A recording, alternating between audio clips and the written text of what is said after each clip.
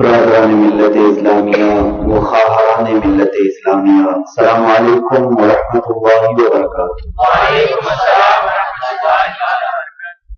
الحمدللہ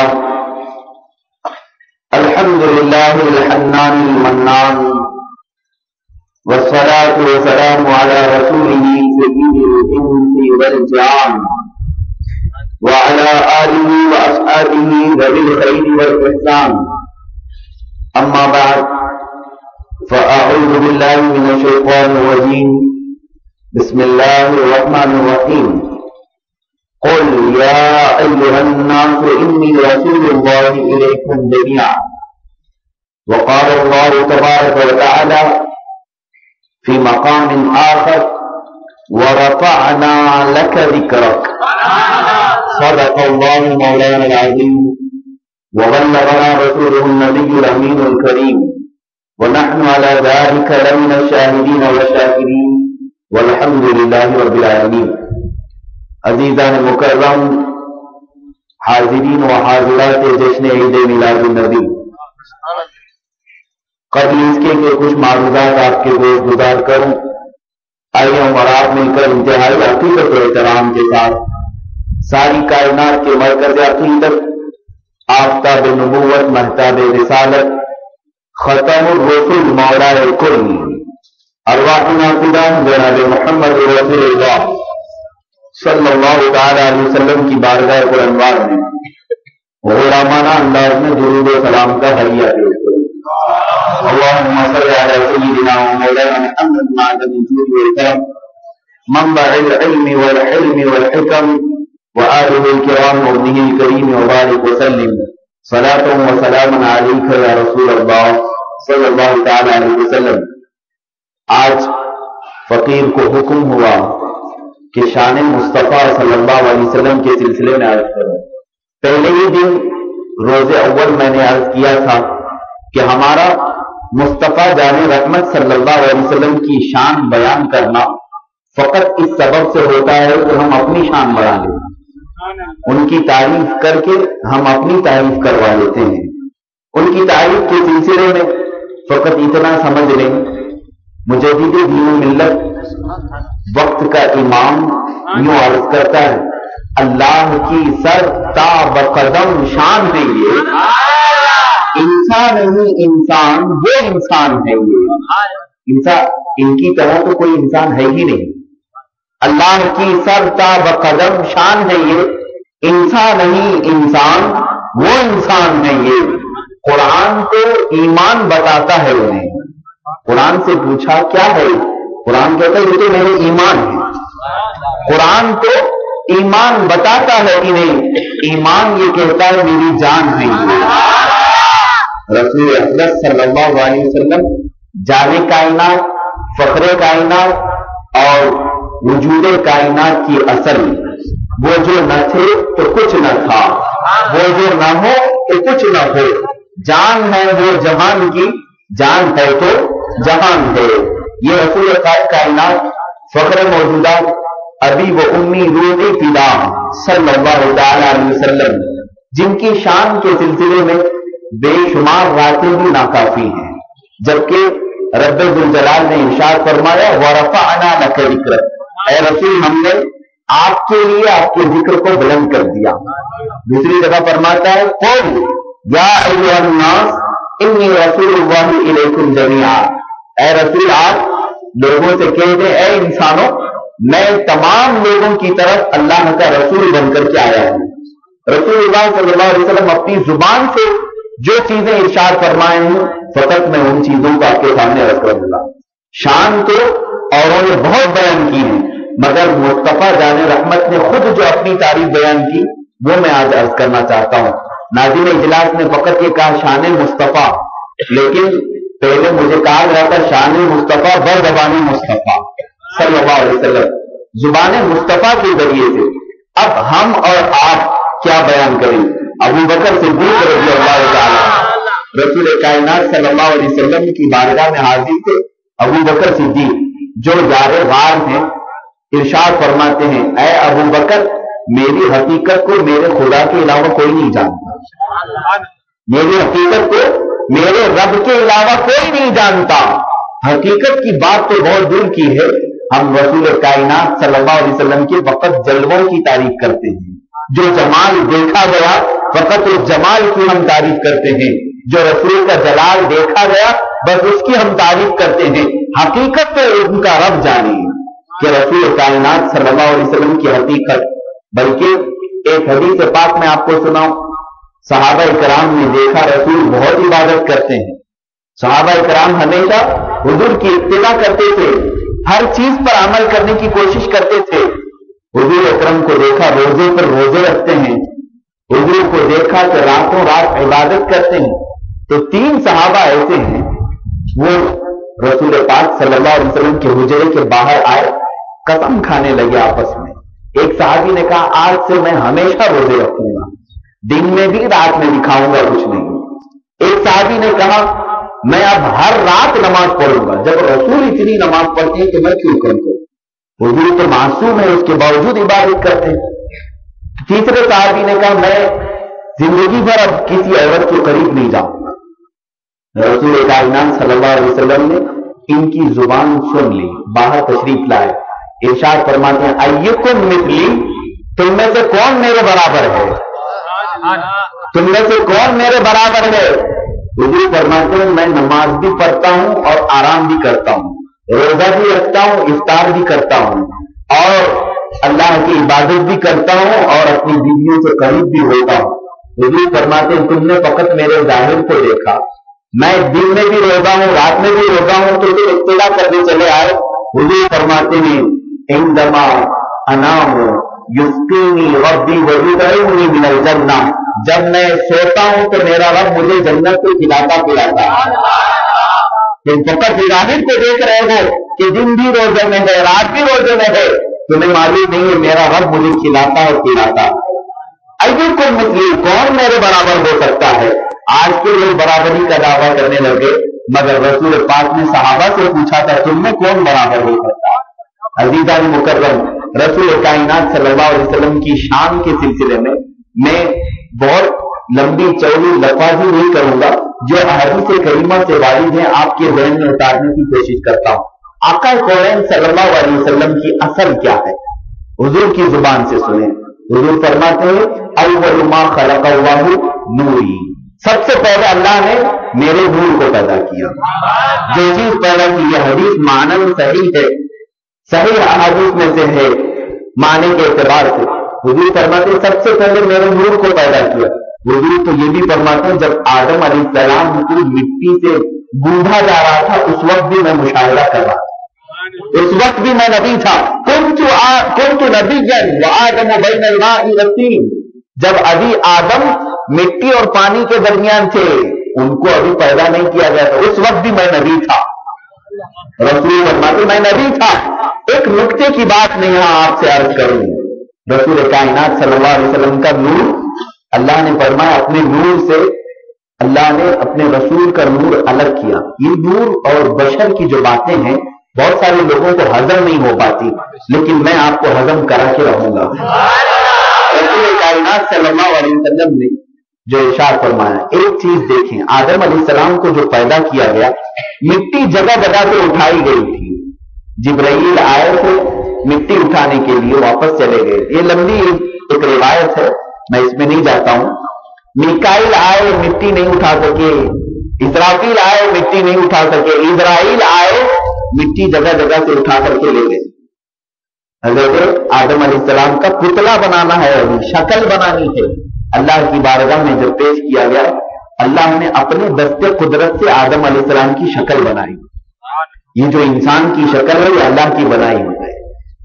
ایسی شکل کسی اور کو نہیں دی گئی, کسی بھی جانور کو, کسی بھی مخلوق کو نہیں دی گئی. یہ اللہ کی پسندیدہ شکل ہے. اسی لیے کہا گیا کسی کی شکل کو برا بھلا مت کرو کہ اللہ کی بنائی ہوئی اور اللہ کے دستے قدرت سے. رسول پاک کو یہ فرماتے کسی کے چہرے پر مت مارو, اس لیے کہ اللہ نے ہر ایک کے چہرے پر اپنے ہاتھ سے بنایا. بہرحال سیدنا آدم علیہ السلام کا پتلا بنایا گیا, مٹی سے بنایا گیا, اور پھر ان کے پتلے پر 40 دن تک بارش کرائی گئی. سدرۃ المنتہا سے بارش ہوئی 40 دن تک. اس بارش کے بارے میں ایک روایت بتاتی ہے کہ 39 دن غم کی بارش، 1 دن خوشی کی بارش. اس لیے انسان کی زندگی میں غم زیادہ ہے، خوشیاں کم ہیں. یہ بارشوں کے بعد جب وہ پتلا مضبوط ہو گیا، قرآن کہتا ہے کہ بجنے لگا. جیسے مٹکے پر مار کر کے ہم دیکھتے ہیں تو آواز آتی ہے، تو بجنے والی مٹی سے اللہ نے پیدا کیا، مضبوط ہو گیا. اب اللہ رب العزت نے روح ڈالا. روح کیا چیز ہے؟ تصوف کی ایک بات میں بتاؤں. روح آپ نے کسی نے دیکھا ہے؟ سب کے پاس ہے لیکن دیکھا کسی نے نہیں ہے. روح ہے، آپ زندہ ہیں، آپ سن رہے ہیں، میں بول رہا ہوں میرے اندر روح ہے. روح یہ دکھنے والی چیز نہیں، یہ اللہ کا نور ہے. نور. اب مجھے بتائیں یہ جو روشنی ہے یہ آپ اس کو کس چیز سے تعبیر کر سکتے ہیں؟ کیسی ہے؟ نہ آپ اس کو اجلی کہہ سکتے ہیں نہ کالی کہہ سکتے ہیں. یہ لائٹ کی بات نہیں کر رہا ہوں میں. یہ جو روشنی آپ کو نظر آ رہی ہے تو روشنی نہ کوئی آپ کو دکھائی دیتی ہے بلکہ اس کی روشنی میں ہم دیکھ سکتے ہیں، وہ ہمیں نظر نہیں آتا.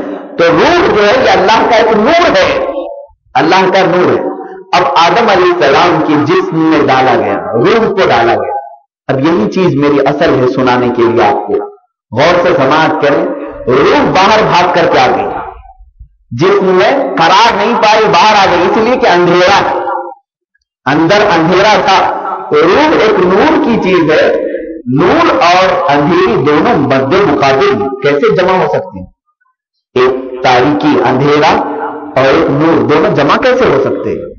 جیسے ہی ڈالا جا رہا تھا وہ بھاگ کر کے باہر آ رہی تھی، پھر ڈالا گیا، پھر واپس آ گئی.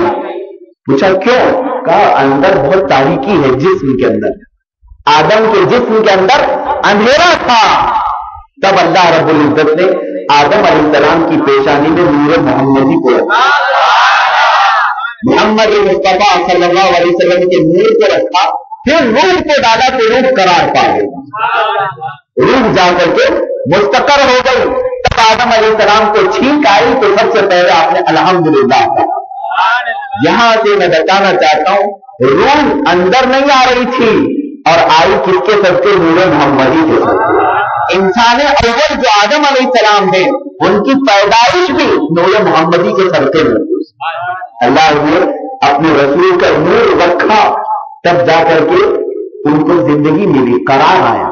اب اور آگے بڑھتے جائیں اس نور کے تذکرے، اس نور کے کمالات. رسول اللہ کے آنے سے پہلے کی باتیں میں بتا رہا ہوں. ابھی حضور اکرم صلی اللہ علیہ وسلم کی زندگی نہیں، زندگی سے بے شمار سال پہلے جب آدم علیہ السلام کو پیدا کیا گیا، پھر جنت میں رکھا گیا. حضرت آدم علیہ السلام سے ایک ذلت ہوئی، بھول ہوئی. آپ جانتے ہیں سارے واقعات. آدم علیہ السلام کو جنت سے دنیا میں اتار دیا گیا. ایک چیز ان سے بھول ہو گئی. اللہ نے منع کیا تھا ایک درخت کا پھل کھانے سے، مگر وہ کھا لی، جس کی وجہ سے آدم علیہ السلام کو بھی حوا کو بھی اتارا گیا.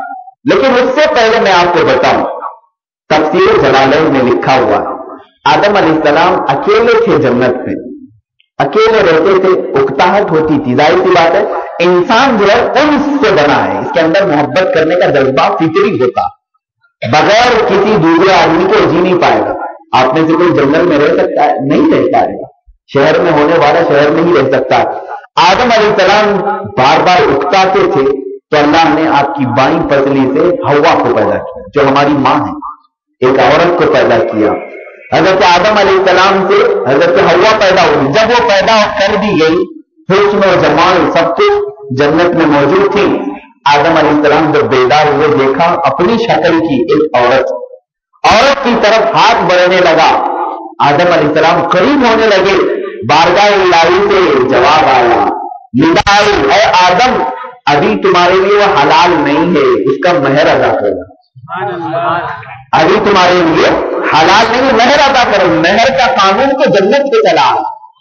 آج جو نکاح کے دوران مہر دیا جاتا ہے، پتہ نہیں یہاں پر بہت سارے لوگ معاف کرا دیتے ہیں، یہ ناحق ہے، حق تلفی ہے.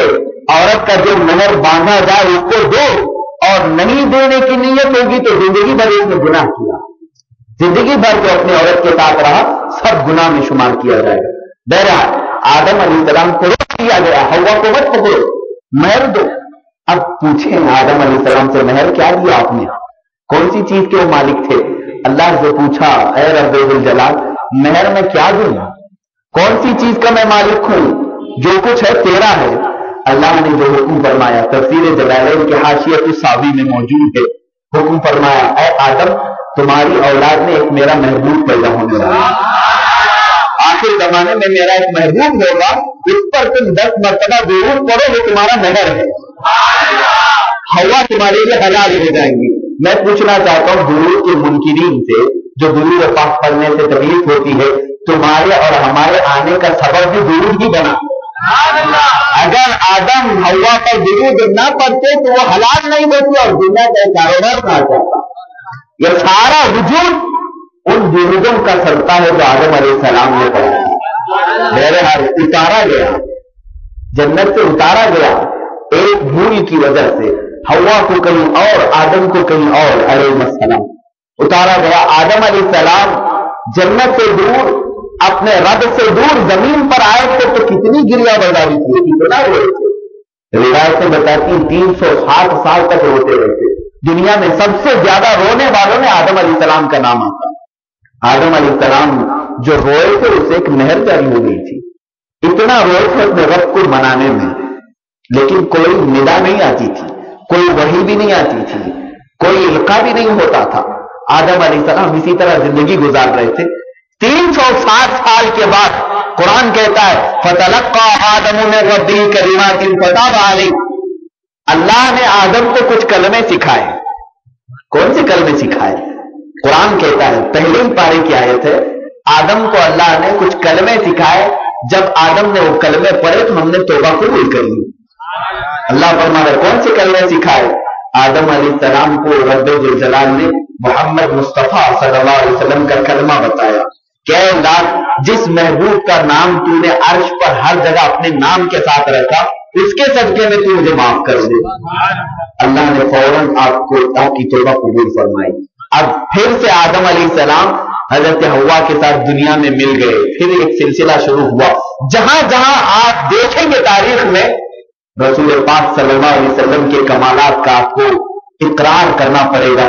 آدم علیہ السلام کی پیدائش میں، جنت میں مہر دینے میں اور دنیا میں دونوں کو ملانے میں رسول پاک کا صدقہ ہے، آقا کونین صلی اللہ علیہ وسلم کی عطائیں ہیں، بلکہ پوری دنیا میں جتنے انبیاء اکرام علیہ السلام آئے، ہر ایک رسول کائنات صلی اللہ علیہ وسلم کے آنے کی قصیدے پڑھنے کے لیے آئے۔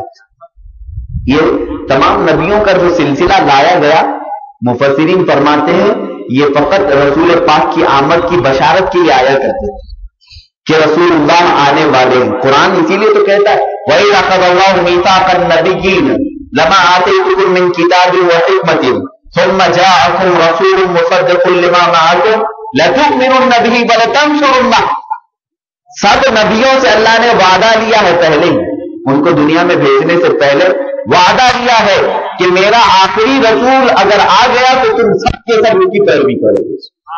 سب نبیوں سے کہا سب کے سب تم اس کی حمایت کرو گے اور اس پر ایمان لاؤ گے۔ تمام نبیوں کو حکم دیا گیا۔ شان مصطفیٰ یہ ہم جیسے کم فہم لوگوں سے آپ سنیں گے، اللہ کے نبی جب کھڑے ہوتے تھے رسول پاک صلی اللہ علیہ وسلم کی جب تعریف کرتے حضرت داؤد علیہ السلام تو پورے پہاڑ جھومنے لگتے تھے، پورے چرند اور پرند آپ کی مسحور کن آواز میں جھومنے لگتے تھے۔ آقا کونین صلی اللہ تعالی علیہ وسلم کی اس نور کا جو ظہور ہوا وہ تقریباً عیسیٰ علیہ السلام کے وہ اٹھائے جانے کے بعد سے 570 سال بعد، جس کو ہم 12 ربیع الاول شریف مناتے ہیں، یہ تو ظہور ہوا ہے اور وجود تو دنیا کے قائم ہونے سے پہلے ہی تھا۔ دنیا میں کسی کے آنے سے پہلے ہی رسول پاک کے نور کا وجود تھا، لیکن جو ظاہر ہوا وہ 12 ربیع الاول کو ہوا۔ اسی لیے ہم اپنے رسول کو کیا کہتے ہیں؟ وہی اول، وہی آخر، وہی ظاہر، وہی باطن۔ بعض لوگ کہتے ہیں اگر وہی اول ہے اور وہی آخر ہے تو یہ امپاسبل، کیسے ہو سکتا ہے؟ ایک آدمی وہی فرسٹ بھی ہو، وہی لاسٹ بھی ہو، ایسا کیسے ہو سکتا ہے؟ سمجھ میں نہیں آتی ہے بات۔ کچھ لوگ کہتے ہیں اگر ایک آدمی پہلے آ جائے تو پھر وہ لاسٹ میں کیسے آ سکتا ہے؟ اس کو تھوڑا سا دیوار پر لگی ہوئی گھڑی کو دیکھو، کبھی 12 بجتے ہیں یا نہیں؟ 12 بجتے ہیں۔ 12 بجے سے جب ٹائم شروع ہوتے ہوئے واپس آتا ہے تو ہم نے تو کہا تھا 12 سے ٹائم شروع ہوا ہے، ختم کہاں ہو رہا ہے؟ 12 پہ ہی آ کر کے ختم ہو رہا ہے، تو آپ کیسے سمجھ لیں کہ 12 ہی سے شروع ہوا 12 ہی سے ختم ہوا؟ تو 12 کا عدد اول بھی ہے اور آخر بھی ہے۔ رسول پاک صلی اللہ علیہ وسلم کی ذات ایسی ہے کہ دنیا کا اول بھی انہیں بنایا گیا اور دنیا کا آخر بھی اسی رسول کو بنایا گیا۔ اب آقا کونین صلی اللہ تعالی علیہ وسلم کی بے مثل زندگی کے بارے میں اب میں آپ سے عرض کرتا ہوں۔ رسول کائنات صلی اللہ علیہ وسلم کی اس شان کے متعلق اوروں کے سلسلے میں آپ کی عطائیں کیا تھی یہ الگ بات ہے، بلکہ کعبہ کو کعبہ کی حرمت رسول نے دلائی۔ قرآن جو تمہیں عطا کیا یہ رسول پاک کا صدقہ ہے۔ ایمان یا اسلام جو کچھ بھی ہمارے ہاتھوں میں ہے یہ فقط رسول پاک کی عطائیں ہیں۔ لیکن ان تمام چیزوں کے باوجود دنیا والے عزت کریں تو ٹھیک ہے، یہاں تو ہر بڑے کی عزت کی جاتی ہے، لیکن اللہ کا فرشتہ کسی کے لیے سر جھکائے تو یہ کمال کی بات ہے، کمال کی بات ہے۔ جبرائیل امین علیہ الصلوۃ والتسلیم جب آیا کرتے تھے باہر ادب سے کھڑے ہوتے اندر آنے کی اجازت لیتے تھے، اندر آنے کی اجازت لیا کرتے تھے۔ اور ملک الموت اسرائیل علیہ السلام جو کسی پر رحم نہیں کرتا فرشتہ، جس کے گھر میں جائے روح نکال کر کے چلا آتا ہے، لیکن اللہ کے نبی کے پاس آ کر کے ادب سے کھڑا ہو کر کے کہتا ہے کہ میں کسی کی بھی روح نکالنے کے لیے اجازت کا محتاج نہیں ہوں۔ اللہ نے مجھے ارشاد فرمایا جس کی جب موت لکھی گئی میں نکال کے چلا جاتا ہوں، لیکن مجھے حکم ہوا ہے رسول کے پاس جاؤں تو بغیر اجازت روح نہ نکالی جائے۔ یہ فرشتوں کا ادب تھا رسول کی بارگاہ میں۔ اب ذرا دیکھو تو صحیح، جبرائیل امین علیہ الصلوۃ والتسلیم جنگ بدر میں رسول کی مدد کے لیے آئے تھے۔ آپ کو پتا ہے قرآن نے بھی کہا ہے، حضور صلی اللہ علیہ وسلم نے جو پہلی جنگ فرمائی تھی 313 صحابہ تھے، 1000 سے زیادہ کفار و مشرکین تھے، جو لڑائی ہوئی تھی ایک عظیم فتح یابی اس جنگ میں ملی ہے۔ اسلام کی پہلی جنگ جنگ بدر، قرآن کہتا ہے اس میں اللہ کے 5000 فرشتے آئے تھے، 5000 فرشتے مسلمانوں کی طرف سے لڑ رہے تھے، تب جا کر کے تو فتح ہوئی۔ کفار و مشرکین جو بدر میں تھے بعد میں جنہوں نے ایمان قبول کیا وہ کہتے ہیں ہم تو صحابہ کے ساتھ لڑنے آئے تھے لیکن لڑتے لڑتے اچانک کچھ سفید شکلیں دکھائی دیتی تھی، ہم گھبرا کر کے بھاگنے لگتے تھے، انہی کے ذریعے سے بہت سارے کفار مر گئے۔ فرشتوں نے پہلا جہاد کیا تھا رسول اللہ کے ساتھ۔ اب یہاں پر میں ایک بات بتاؤں، حضور صلی اللہ علیہ وسلم جہاد سے فارغ ہو کر کے آئے مدینہ طیبہ میں، نماز پڑھا رہے تھے مسجد نبوی شریف میں، نماز پڑھا رہے، نماز پڑھاتے پڑھاتے رسول اللہ مسکرانے لگے، حضور صلی اللہ علیہ وسلم مسکرانے لگے۔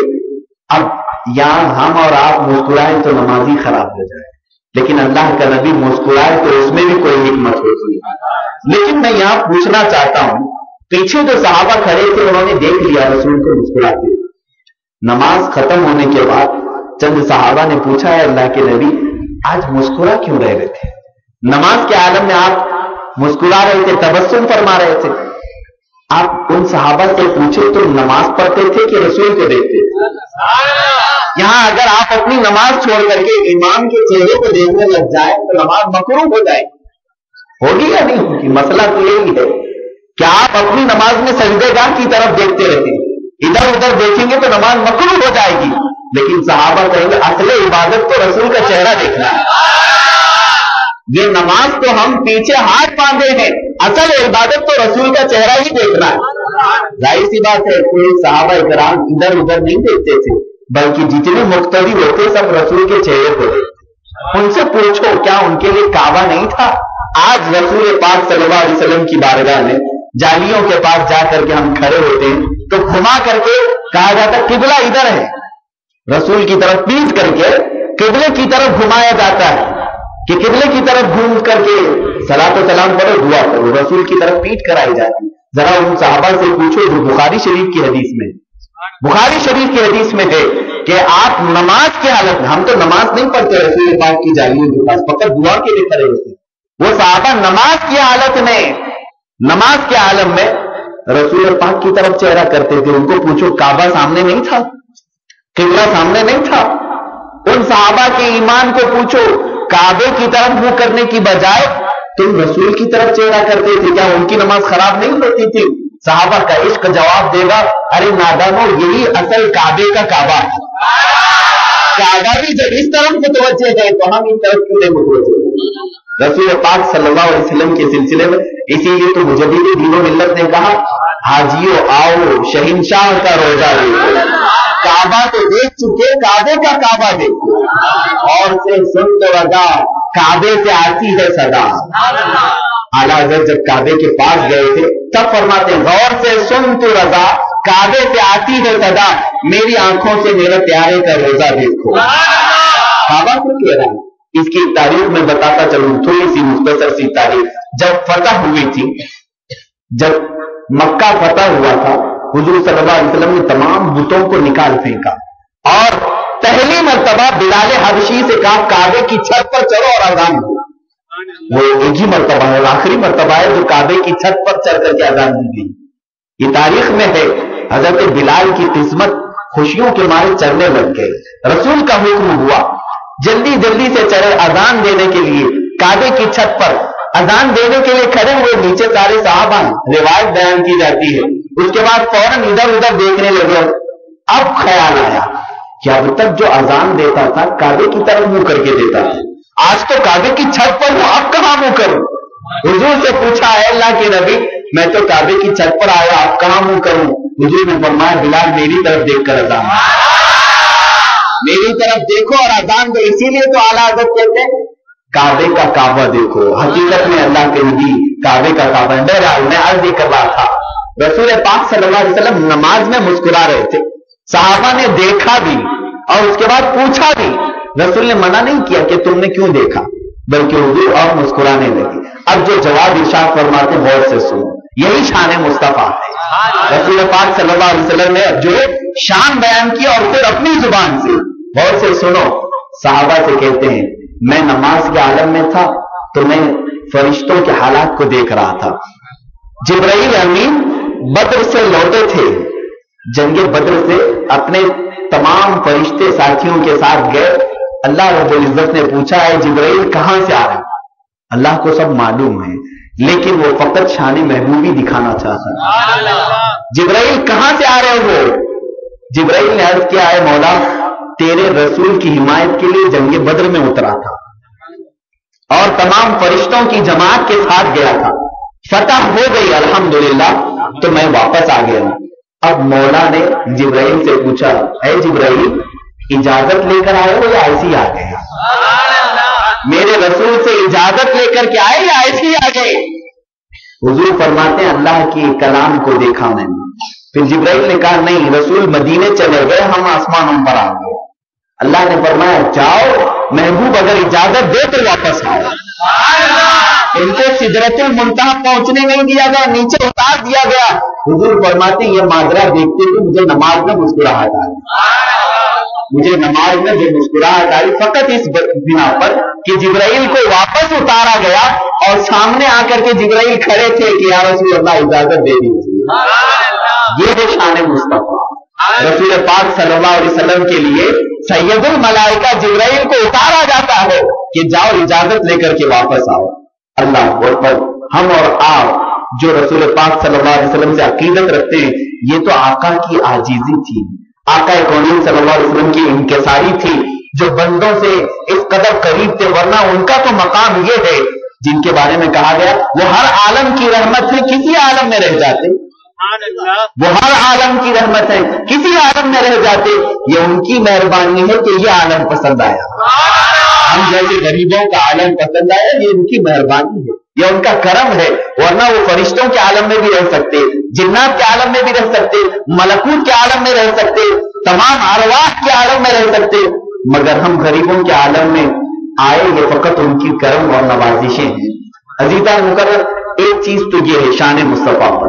دوسری چیز، جبرائیل امین کو جب بھیجا گیا تھا، میرے رسول کو معراج کے سفر پر لاؤ۔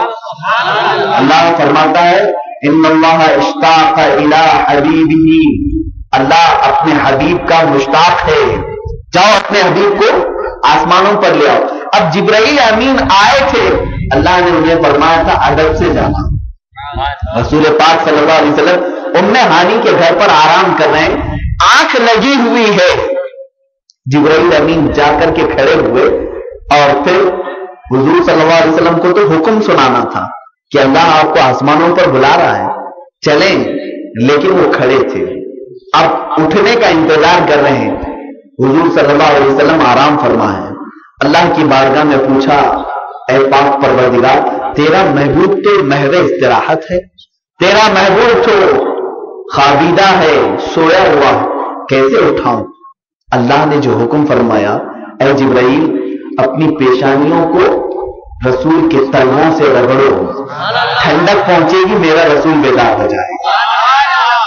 جبرائیل امین نے اپنی پیشانی رسول کے تلووں سے جیسے لگائی، اللہ کے نبی بیدار ہوئے۔ یہ شان مصطفیٰ رسول پاک صلی اللہ علیہ وسلم کے لیے جبرائیل اس طرح سے بیدار کرے، اللہ اکبر، پھر اس کی شان کیا بیان کی جائے، اس کی شان میں ہم کیا کہہ سکتے ہیں؟ عزیزان مکرم، اعلیٰ حضرت رضی اللہ تعالیٰ عنہ کے جب اشعار ہم پڑھتے ہیں تب ہمیں سمجھ میں آتا ہے اللہ کے نبی کی حقیقت تو ہم سمجھ نہیں سکتے، لیکن انہوں نے ایک ایک شعر میں یوں عرض کیا ہے، زمین و زمان تمہارے لیے، مکین و مکان تمہارے لیے، چنین و چنا تمہارے لیے، بنے تو جہاں تمہارے لیے، یا رسول اللہ جو کچھ بھی ہے یہ سب تمہارے لیے ہے، ہم آئے یہاں تمہارے لیے، اٹھے بھی وہاں تمہارے لیے۔ اب ایک جو نکتے کی بات اعلیٰ حضرت فرماتے ہیں، کل بھی میں نے عرض کیا تھا، میدان محشر کا، قیامت کے دن کا منظر، کہ یہاں پر سب کو معلوم ہے کہ قیامت کے دن کیا ہونے والا ہے۔ ہم سب جائیں گے آدم علیہ السلام کے پاس، ان سے ریکویسٹ کریں گے کہ آپ ہماری شفاعت کریں، وہ نہیں کرنے والے، کہیں گے اذهبوا الى غیری، جاؤ میرے علاوہ کسی اور کے پاس جاؤ، نفسی نفسی، میرا ہی یہاں پر معاملہ ہے۔ نوح علیہ السلام کے پاس آئیں گے، وہ بھی یہی کہیں گے، گھومتے گھومتے ہر نبی کے پاس جائیں گے۔ آپ سب کو تو معلوم ہے، یہ واقعہ آپ کو معلوم ہے، محشر میں ایسا ہونے والا ہے، اور 14 صدیاں گزر گئی، ہمیشہ یہ حدیث سناتے رہے واعظین، سب کو معلوم ہے۔ میں پوچھنا چاہتا ہوں، سب کو جب معلوم ہے پھر قیامت کے دن ڈائریکٹ رسول کے پاس کیوں نہیں چلے گا؟ سب کو معلوم ہے، ہمیں معلوم ہے کہ آخر شفاعت تو رسول ہی کریں گے۔ عیسیٰ علیہ السلام کے پاس جب پوری قوم آئے گی تو عیسیٰ علیہ السلام کیا کہیں گے؟ جاؤ، اس کام کے لیے محمد رسول اللہ ہے، حضور صلی اللہ علیہ وسلم۔ تب سب آئیں گے، تب حضور کہیں گے انا لہا، میں شفاعت کے لیے ہوں، میں آج سے بارش کے لیے ہوں۔ آپ کیا اس چیز کو سمجھ نہیں سکتے؟ وہاں سب براہ راست یہ سب کو معلوم ہے، تو پھر گھومنے کی ضرورت کیا ہے؟ محشر کا ایک ایک پل اتنا بھاری ہوگا، اللہ اکبر، وہاں تو پسینوں میں ڈوبے ہوئے لوگ، سورج اتنا قریب، پیتل کی زمین، ہر کوئی اپنے اپنے آفت میں مبتلا۔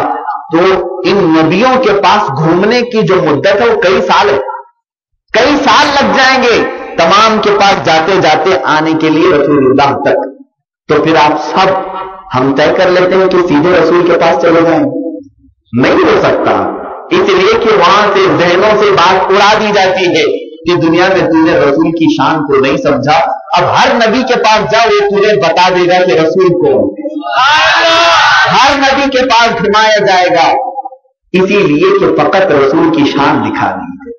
اسی لیے کہا گیا، اعلیٰ حضرت نے فرمایا، خلیل و نجی مسیح و صفی، سبھی سے کہیں نہ بنی، خلیل و نجی مسیح و صفی، سبھی سے کہیں نہ بنی، یہ بے خبری کی خلق پھری، کہاں سے کہاں تمہارے لیے، یا رسول اللہ کہاں سے کہاں پھرتی ہوئی تمہارے لیے آئی۔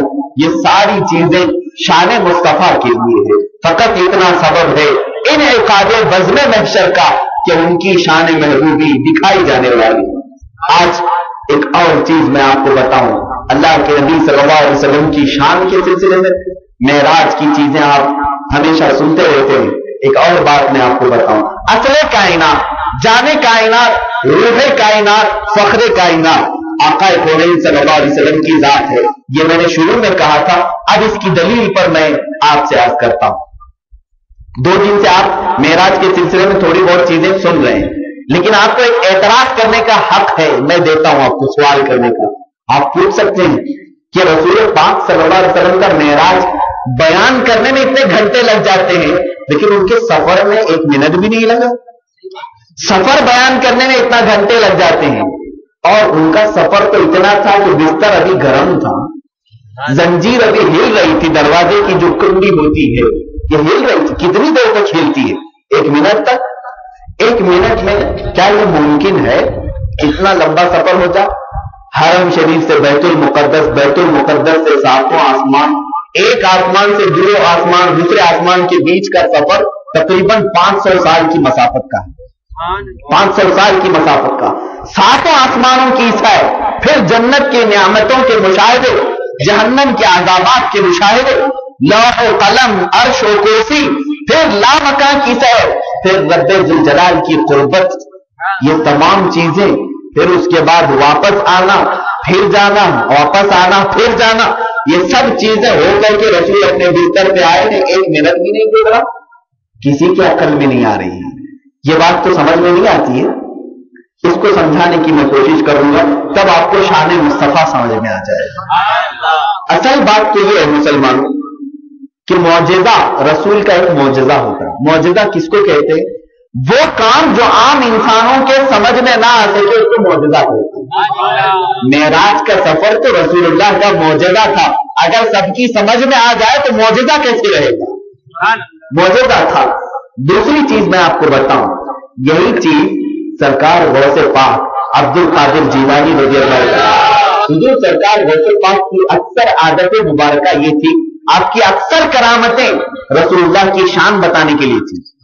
حضور صلی اللہ علیہ وسلم پر کوئی اعتراض کرتا، کاش اس زمانے میں کوئی غلام غوث پیدا ہو جائے، ان منکرین کا اپنی کرامتوں سے جواب دے کہ غوث پاک جب بھی رسول پاک کی ذات پر کوئی حملہ کرتا اپنی کرامتوں سے اس کو ثابت کرتے.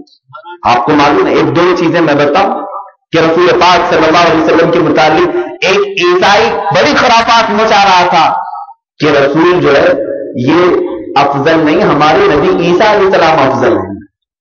قرآن میں آیا ہے کہ عیسیٰ علیہ السلام مردوں کو زندہ کرتے تھے. بات سچی ہے.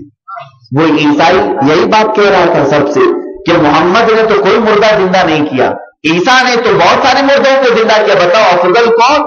بہت سارے لوگ مرتد ہو رہے تھے. عیسیٰ علیہ السلام افضل ہیں، عیسیٰ علیہ السلام افضل ہیں.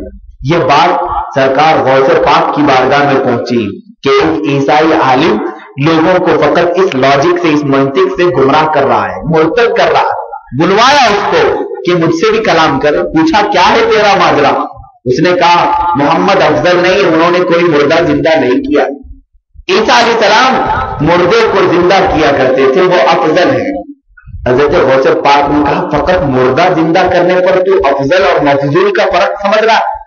چلو میں چلتا ہوں، تو جس مردے کو کہے گا میں زندہ کروں. سرکار عبد القادر جیلانی کی بات سن کر کے دنگ رہتا ہے، یہ کیا مذاق ہے؟ یہ کوئی بھی بات ہوئی؟ غوث پاک نے اس کا ہاتھ پکڑا، کھینچتے ہوئے قبرستان لے گئے. کہا میں اپنی مرضی سے نہیں، تو ڈھونڈ کسی بھی قبر کو، میں زندہ کر کے دکھاؤں گا. تو وہ سوچ رہا تھا کہ یہ کیا چل رہا ہے. عیسائی عالم جس کا فقط ظاہر عالم ہوتا ہے، باطن پورا جاہل ہوتا ہے. ایسے بہت سارے لوگ ہیں، ظاہر عالم اور باطن جاہل.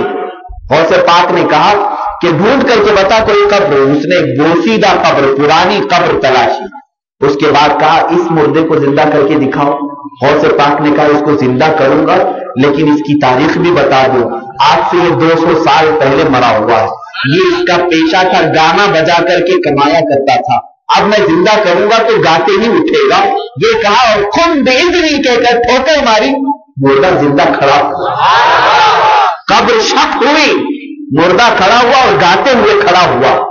عبد القادر جیلانی کی یہ بات دیکھ کر کے وہ قدموں میں گر گیا. غوث پاک نے اس کا دامن پکڑ کر کے اٹھایا، کہا اب بول عیسیٰ افضل ہے یا میں افضل ہوں؟ اب بول، اب کس کا فرق کرے گا؟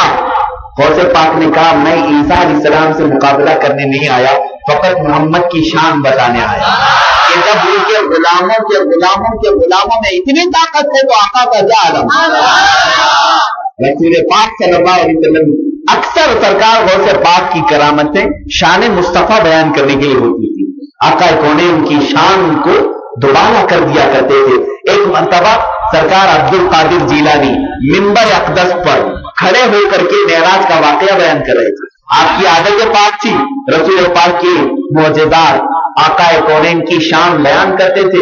معجزات میں سے معراج کا واقعہ بیان کر رہے تھے، کہہ رہے تھے کہ رسول سوئے تھے، اٹھائے گئے، حرم شریف لے جائے گئے، پھر بیت المقدس، پھر ساتوں آسمان کو سفر۔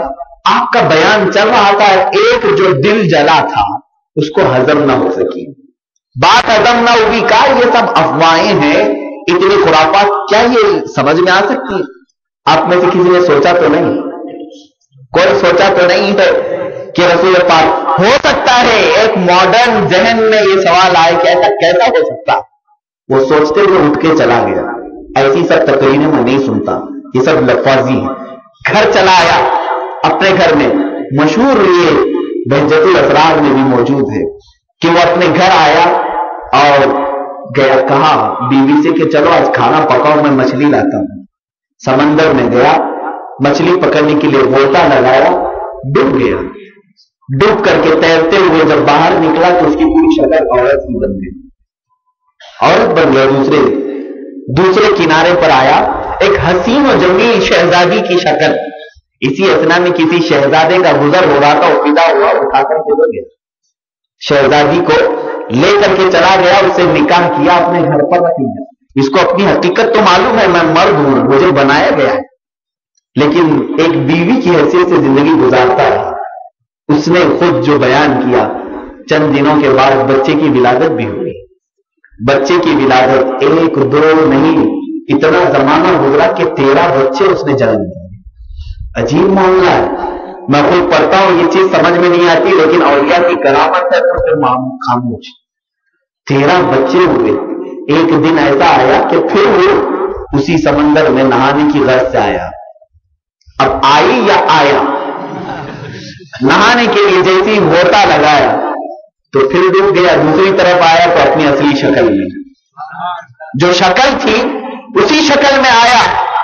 وہ اپنی بیوی کو مچھلی دے کر کے گیا تھا پکانے کے لیے اور نہانے کے لیے آیا تھا، اور اتنا زمانہ 13 بچے جنم دیے، پھر واپس اپنی جگہ شکر کرنے لگا، پتا نہیں کیا سے کیا ہو گیا، میں کون سی مصیبت میں گرفتار ہوا، اور اب تو اللہ کا کرم ہے کہ میں صحیح ہو گیا ہوں۔ بھاگتے ہوئے اپنے گھر کی تلاشی لینے آیا تو دیکھا اس کی بیوی ابھی مچھلی صاف کر رہی ہے۔ کہا یہ کیا ہے؟ کہا ابھی تو دے کر کے گئے تھے، تھوڑی سی دیر میں گئے تھے، ابھی تو آپ آئے نہیں، اتنی جلدی مچھلی کیسے پک جائے گی؟ اس کے سمجھ میں نہیں آیا، دوڑتے ہوئے گیا غوث پاک کی مسجد میں، دیکھا تو ابھی خطبہ بیان کیا جا رہا ہے۔ سرکار غوث پاک ابھی منبر پر کھڑے ہیں، معراج کا واقعہ چل رہا ہے، ادب سے بیٹھ گیا۔ سرکار عبد القادر جیلانی مسکرا کر کے پوچھنے لگے، اب معراج کا واقعہ سمجھ میں آ گیا؟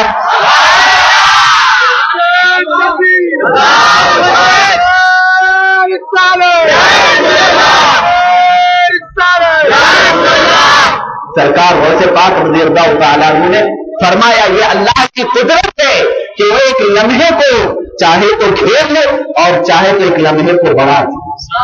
یہ ذوالجلال کی قدرت ہے کہ جب وہ چاہے وقت کو گھیر لے اور جب چاہے وقت کو پھیلا دے۔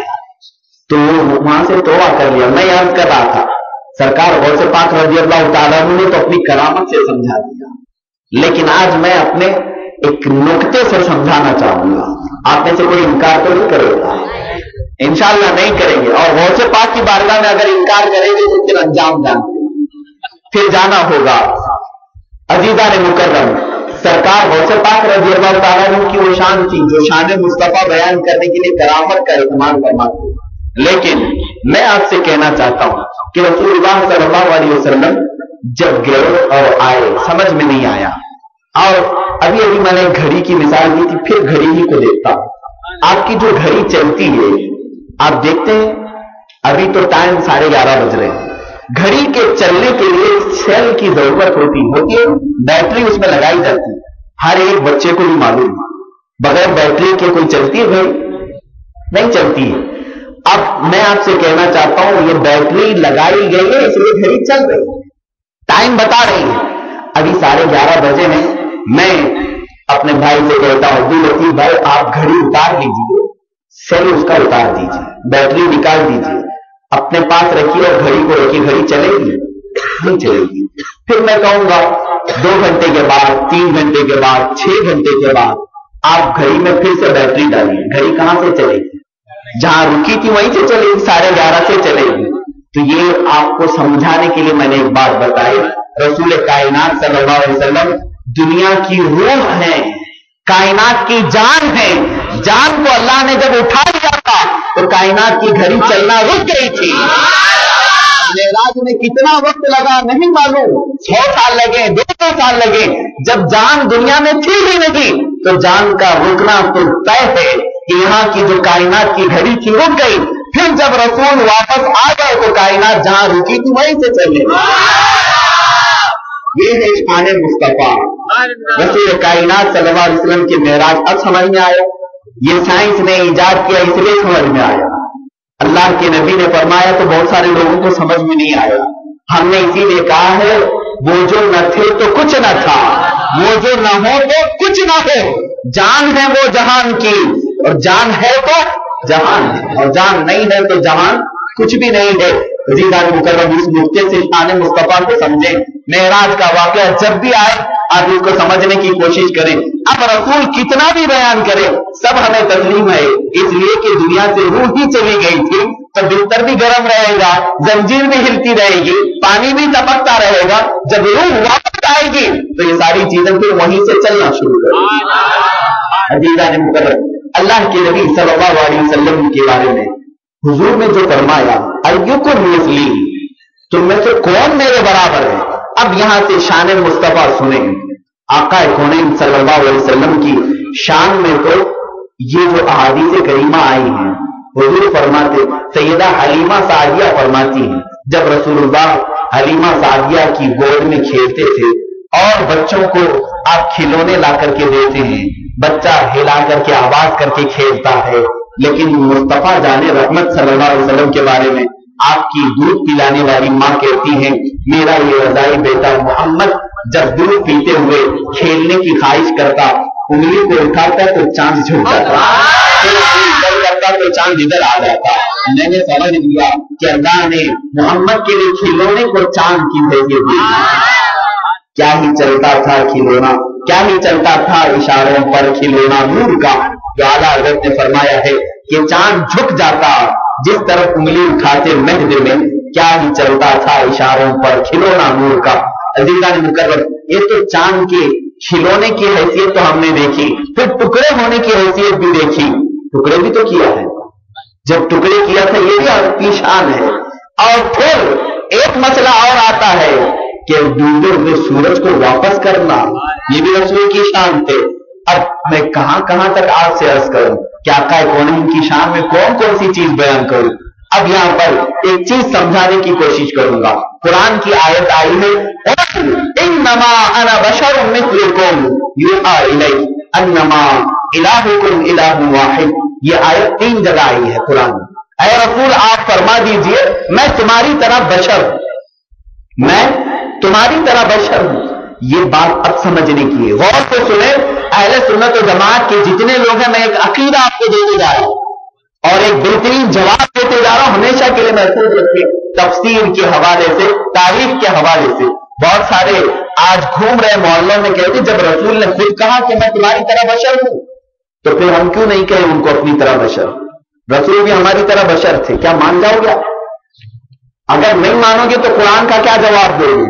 قرآن نے تو کہا ہے، قرآن نے تو حکم دیا رسول کو کہ رسول آپ کہہ دیجئے میں تمہاری طرح بشر ہوں. آپ کیا جواب دیں گے؟ ہاں قرآن نے کہا ہے تو ہم مانیں گے. قرآن نے رسول سے کہا ہے کہ آپ کہہ دیجئے میں بشر ہوں. آپ لاجواب ہوں گے ان لوگوں کے سامنے جو کہیں گے رسول ہماری طرح بشر ہے. لیکن اب میں یہ بتاؤں قرآن جب بھی ایک ایک آیت نازل ہوتی ہے ہر آیت کے نازل ہونے کے پیچھے ایک سبب ہوتا ہے، شان نزول جس کو کہا جاتا ہے. جو بھی آیت نازل ہوئی کسی نہ کسی سبب سے نازل ہوئی. اب اللہ نے اپنے رسول کو یہ کیوں کہا آپ ان لوگوں سے کہہ دیجئے میں تمہاری طرف بشر ہوں، جبکہ ایک طرف شان دکھانا ہے تو اتنی شان دکھائی گئی، چاند کے ٹکڑے کیے گئے اور گود میں چاند کا کھلونا کھلایا گیا، ہر نبی سے آپ کے قصیدے پڑھوائے گئے، آپ کے نور کے صدقے میں آدم کو نجات ملی. شان دکھانا ہے، مولا نے تو اتنی شان دکھائی اور پھر جب کہنا ہوا تو یہ کہا کہ آپ کہہ دیجئے میں بشر ہوں. ایسا کیوں کہا گیا؟ تو اب یہاں پر غور سے سنو رسول کو کیوں کہا گیا تھا.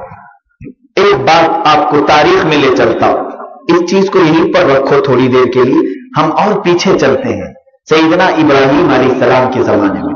سیدنا ابراہیم علیہ السلام کا زمانہ رسول پاک سے 4000 سال پہلے کا زمانہ ہے. حضور اکرم صلی اللہ علیہ وسلم سے 4000 سال پہلے آپ کا وہ زمانہ جب نمرود کی حکومت تھی. نمرود اپنے سامنے لوگوں کو سجدہ کرنے پر مجبور کرتا تھا اور بہت سارے لوگ تو بتوں کی پوجا کرتے تھے. حضرت ابراہیم علیہ السلام نے اس کے خلاف مہار کھڑا کیا. آپ نے اللہ کی دعوت دی, ایک خدا کی طرف بلایا. اب جو مناظرہ ہوا تھا نمرود کے درمیان اور ابراہیم علیہ السلام کے درمیان, یاد ہے آپ کو؟ تیسرے پارے میں اللہ فرماتا الم تر الی الذی حاج ابراہیم فی ربہ ان آتاہ اللہ الملک قال ابراہیم فإن اللہ یأتی بالشمس من المشرق فأتی بها من المغرب قال انا احیی وامید. یہ آیت لمبی ہے, میں اس کے ٹکڑے بیان کر رہا ہوں کہ ابراہیم علیہ السلام کو بلا کر کے نمرود نے کہا اے ابراہیم تم کس خدا کی طرف لوگوں کو بلا رہے ہو؟ کون سی خدا کی تم عبادت کرتے ہو؟ حضرت ابراہیم علیہ السلام نے کہا میں اس خدا کی عبادت کرتا ہوں جو زندگی دیتا ہے اور موت دیتا ہے, جو زندہ کرتا ہے اور موت دیتا ہے. ایک گھامر ہوئے بیوقوف اس نے کیا کیا, اے ابراہیم اتنا تو میں بھی کرتا ہوں, جو تم کہہ رہے ہو یہ تو میں بھی کرتا ہوں, میرے سامنے سجدہ کرو. ابراہیم علیہ السلام نے کہا یہ کیسے ہو سکتا ہے؟ کہا دیکھو ابھی دیکھو. اس کے قید خانے میں سے 2 قیدیوں کو لایا. ایک قیدی کو آزاد کرنے کا تھا, فرمان جاری ہو چکا تھا. ایک قیدی کو قتل کرنے کا تھا, تو جس کو قتل کرنا تھا اس کو آزاد کر دیا اور جس کو آزاد کرنا تھا اس کو قتل کر دیا. کہا دیکھو میں بھی زندگی بھی دیتا ہوں اور موت بھی دیتا ہوں. نہایت ہی بیوقوف قسم کا آدمی. ابراہیم علیہ السلام کی بات کو سمجھ نہ سکا. تب ابراہیم علیہ السلام نے دوسرا چیلنج کیا. کہا حضرت ابراہیم علیہ السلام نے میں اس خدا کی عبادت کرتا ہوں. ابراہیم علیہ السلام کا چیلنج غور سے سنیں, یاد رکھیے اس چیز. کہا میں اس خدا کی عبادت کرتا ہوں جو سورج کو مشرق سے نکالتا ہے مغرب میں ڈباتا ہے. کہاں سے نکالتا ہے؟ سورج کہاں سے نکلتا ہے؟ مشرق سے نکلتا ہے, پورب سے نکلتا ہے, پچھم میں ڈوبتا ہے. ابراہیم علیہ السلام نے کہا میں اس خدا کی عبادت کرتا ہوں جو سورج کو پورب سے نکالتا ہے پچھم میں ڈباتا ہے. اب میں کہتا ہوں اگر تو خدا ہے تو سورج کو پچھم سے نکال کر کے دکھا, مغرب سے نکال کر کے دکھا. ہو سکتا ہے کسی سے یہ چیز نہیں ہو. دنیا میں اس نے تو مار کر کے دکھا دیا کہ میں بھی قتل کرتا ہوں, مارتا ہوں, حیات دیتا ہوں. سورج پر ذرا چلا کر کے دکھا, مبہوت ہو گیا. قرآن کہتا ہے فَبُهِتَ الَّذِي كَفَرَ, وہ کافر جو ہے لاجواب ہو گیا. ابراہیم علیہ السلام جیت گئے مناظرہ. اب آپ سے میں کہوں بھائی علیہ السلام کا چیلنج یاد ہے؟ اگر تو خدا ہے تو سورج کو مغرب سے نکال کر کے دکھا. اب یہ زمانہ گزر گیا, وہ جواب نہیں دے سکا. زمانہ چلتا رہا. اب پھر آؤ محمد مصطفیٰ کے زمانے میں. اب تاریخ اس کو چھوڑو, پھر آؤ اپنے رسول کے زمانے میں. رسول کائنات صلی اللہ علیہ وسلم ایک مرتبہ علی مرتضیٰ کے ساتھ سفر کر رہے تھے. آپ کو اچھی طرح معلوم ہے مقام صحابہ ایک جگہ ہے جہاں پر رسول اللہ عصر کی نماز پڑھ کر کے آرام کرنے کے لیے ایسی لیٹے تھے. حضرت علی کے زانوں پر سر رکھ کر کے سو رہے تھے. حضرت علی عصر کی نماز نہیں پڑھ رہے تھے. مشہور واقعہ آپ جانتے ہیں کہ حضور صلی اللہ علیہ وسلم آرام کر رہے تھے. حضرت علی کو غم لاحق ہو رہا تھا, میں نے عصر نہیں پڑھی, قضا ہو رہی ہے, قضا ہو رہی ہے. خوف کے مارے یہاں تک کہ سورج ڈوب گیا. حضرت علی نے رسول کو جگایا نہیں, اس لیے کہ ان کا عشق جواب دیتا تھا کہ وہ نماز سے یہ نماز بہتر ہے. رسول کی خدمت بھی ایک عبادت ہے. آپ نے جگہ دی, سورج ڈوب گیا. حضرت علی غم سے رونے لگے. رسول پاک صلی اللہ علیہ وسلم بیدار ہوئے, پوچھا علی کیا ہوا؟ کہا اللہ کے نبی نماز چھوٹ گئی عصر کی, وقت چلا گیا. اب رسول ایسے نہیں ہے جو ان کی محبت میں قضا ہو جائے قضا ہو جائے, ایسا نہیں. رسول نے فرمایا ہماری محبت میں تو قضا ہوئی ہے, جگایا نہیں اس لیے قضا ہوئی.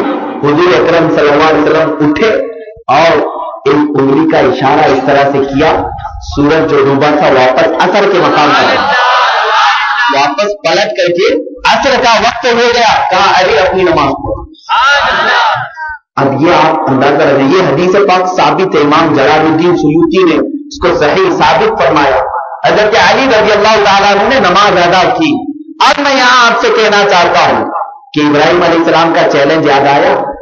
ابراہیم علیہ السلام نے نمرود سے کیا کہا تھا؟ اگر تو خدا ہے تو سورج کو مغرب سے نکال کر کے دکھا۔ یہاں تو رسول نے دکھا دیا۔ اللہ کے نبی صلی اللہ علیہ وسلم، لوگوں کو سب یاد تھا ابراہیم علیہ السلام نے کیا مناظرہ کیا، عربوں کو سب معلوم تھا، سب کو معلوم تھا کہ ابراہیم علیہ السلام نے نمرود کو کیا کہا تھا، اگر تو خدا ہے تو مغرب سے نکال کر کے دکھا۔ کوئی نہیں دکھا سکا۔ اب جب رسول کو دیکھا لوگوں نے کہ رسول پاک صلی اللہ علیہ وسلم نے مغرب کے ڈوبے ہوئے سورج کو نکال دیا، تو اب لوگوں نے یہ خدشہ نہ ہونے پائے کہ یہ رسول خدا تو نہیں۔